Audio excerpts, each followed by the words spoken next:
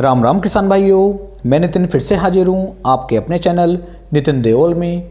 किसान भाइयों, आज हम बात करेंगे गेहूं की फसल के अंदर पोटास के फ़ायदों के बारे में कि गेहूं की फसल के अंदर पोटास हमें कब डालनी चाहिए, कितनी मात्रा में डालनी चाहिए, क्या पोटास को हमें दानेदार को नीचे डालना चाहिए या फिर इसका स्प्रे करना चाहिए। क्योंकि इस समय पर जो है सभी किसान भाइयों की जो गेहूं की फसल है लगभग 60 दिन से ऊपर की हो चुकी है। कुछ किसान भाइयों की गेहूं की फसल के अंदर जो बालियां हैं वे बननी शुरू हो गई हैं और कुछ किसान भाइयों के खेत के अंदर जो गेहूं की बालियां हैं वो 40 से लेकर 50% तक बाहर आ चुकी हैं और कुछ किसान भाइयों की जो गेहूं की फसल है उसके अंदर लगभग 90% तक बालियां आ चुकी हैं। तो आपको कौन सी पोटास की कितनी मात्रा डालनी है जिससे कि आपको एक सही और अच्छी पैदावार आपकी जो है गेहूं की फसल निकाल करके दे सके। क्योंकि लगातार मेरे पास किसान भाइयों की फ़ोन आ रहे हैं और ऐसा पूरे YouTube पर एक मेरा ही ऐसा चैनल है जिसमें किसान भाई किसी भी समय मुझसे फ़ोन करके बात कर सकते हैं और उनके मन में जो भी प्रश्न होता है उन सभी प्रश्नों के जवाब मैं उन सभी किसान भाइयों को दे रहा हूं। यदि आप में से किसी भी किसान भाई से मेरी बातचीत हुई है तो नीचे कमेंट सेक्शन में ज़रूर बताएं कि आपको मुझसे बात करके कैसा लगा, आपको जो मैंने जानकारियाँ फ़ोन पर दी हैं वो आपको सही लग रही हैं या फिर नहीं।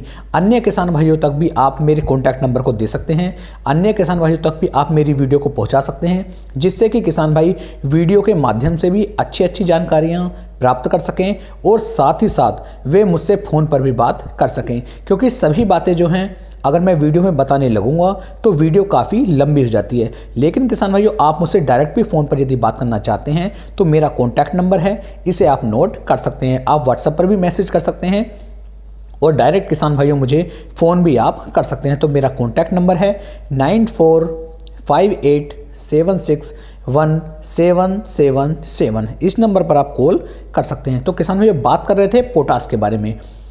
गेहूं की फसल के लिए पोटास एक ऐसा खाद आप मान सकते हैं, इतना महत्वपूर्ण खाद ये गेहूं की फसल के लिए है कि यदि इसकी कमी हमारी गेहूं की फसल के अंदर आ जाती है तो जो हमारा दाना होता है ये किसान भाइयों पिचक जाता है, इसकी मोटाई अच्छी तरीके से नहीं बढ़ पाती है। जो हमारी गेहूं की बालियां होती हैं, बालियां लंबी नहीं बन पाती हैं। बहुत सारी दिक्कतें किसान भाइयों को देखने को मिल जाएंगी। तो किसान भाइयों, कोशिश ये करनी है कि आपको पोटास का उपयोग गेहूं की फसल के अंदर 100% करना चाहिए। अब बात करेंगे कि गेहूं में पोटास हमें डालनी कितने बार है। तो गेहूं की फसल के अंदर पोटास को आपको कम से कम 2 बार गिरना चाहिए। एक तो किसान भाइयों उस समय पर जब आप गेहूं की बुआई करते हैं, उस समय पर यदि आपने MOP पोटास का उपयोग करके गेहूं की बुआई की थी, वो एक बिल्कुल सही और सटीक समय रहता है गेहूँ की बुआई के अंदर पोटास डालने का। दूसरा जो आपको गेहूं के अंदर पोटास डालनी है जब आपकी गेहूं की फसल लगभग गबोट अवस्था में आ जाती है। गबोट अवस्था का मतलब होता है गेहूं के अंदर बालियां निकलने से 4 से 5 दिन पहले आपको पोटास का उपयोग अपनी गेहूं की फसल के अंदर करना चाहिए। 2 बार यदि आप पोटास का उपयोग करेंगे तो बहुत ही बेहतरीन और शानदार रिजल्ट गेहूं की फसल आपको निकाल करके देगी और आपकी जो पैदावार होगी वो किसान भाइयों काफ़ी ज़्यादा बढ़ जाएगी। इसके साथ साथ किसान भाइयों, मैं आपको बता दूं कि आपकी जो गेहूं की फसल में पोटास आपको डालनी है, ये पोटास आप 2 तरीके से उपयोग में ला सकते हैं। एक तो होती है किसान भाइयों आपकी म्यूरेट ऑफ पोटास, यानी कि जो हमारी 60% में देखने को मिल जाएगी, और दूसरी होती है आपकी किसान भाइयों जो हमारी NPK 0050 जो हमारा लिक्विड वाला स्प्रे होता है, उसका उपयोग भी किसान भाइयों आप कर सकते हैं। तो इनकी कितनी मात्रा लेनी है, कैसे इनका उपयोग करना है, ये आगे मैं आपको बता देता हूँ।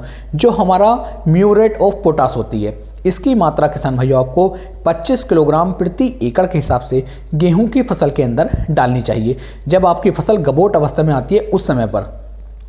इससे ज़्यादा मात्रा नहीं लेंगे और ना ही इसके अंदर आपको यूरिया या फिर अन्य कोई खाद मिलाना है, क्योंकि सबसे ज़्यादा जो आवश्यकता इस समय पर पड़ेगी वो पोटास की ही पड़ती है। पोटास के अलावा आप कोई भी खाद ना डालें, क्योंकि अन्य खाद डालने से आपकी फसल की सिर्फ हाइट बढ़ेगी, उसकी लंबाई बढ़ेगी और आपकी बालियां छोटी रह जाएंगी। और यदि आप पोटास डालते हैं तो इससे किसान भाइयों बालियां लंबी बनती हैं, मोटी बनती हैं और दाना आपका काफ़ी मोटा और वजनदार हो जाता है।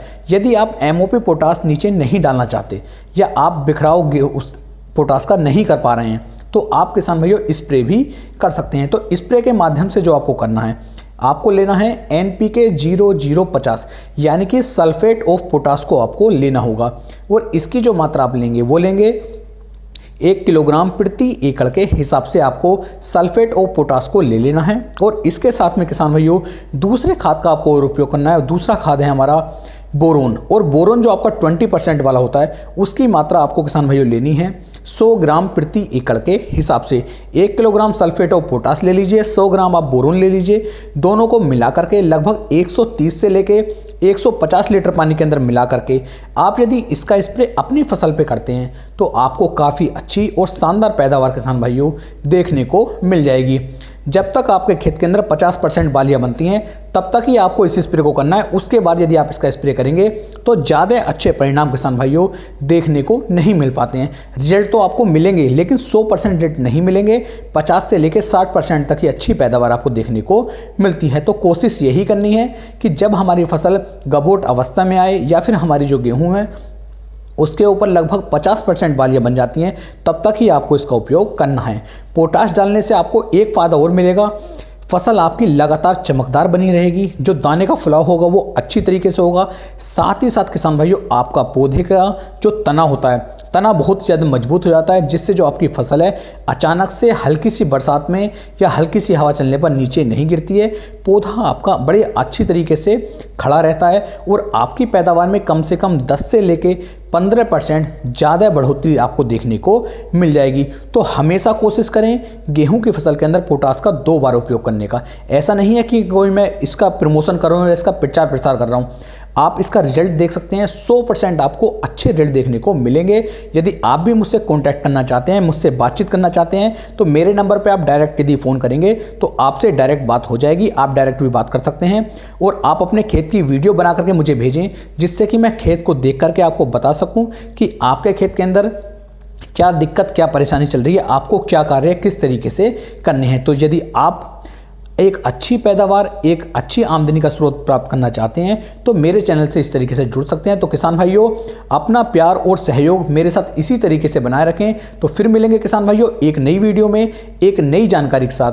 तब तक के लिए मेरे सभी प्यारे किसान भाइयों को राम राम जी।